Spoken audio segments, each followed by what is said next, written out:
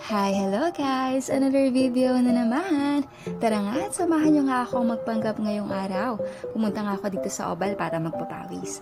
After nga ay pumunta kami ni Jana dito sa Cat Sanctuary Cafe kung saan makikita natin ang mga mingming na nasa mabuting kamay at makikita mo na comfortable sila at gustong magpalambing sa bawat tao na bibisita dito.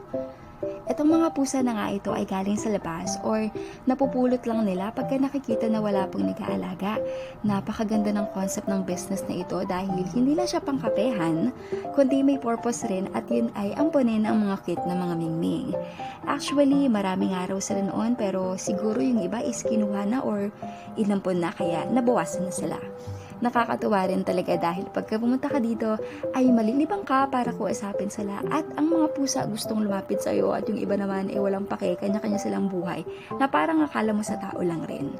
Meron silang bulletin board dito guys na makikita yung bawat names ng mga kuting at kulang na nga lang magkaroon din sila ng mga kanya-kanya nilang birth certificate.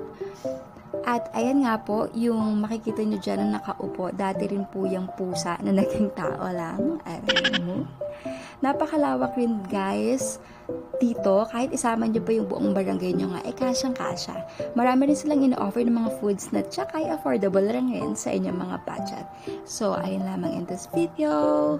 Maraming salamat sa panonood. Bye!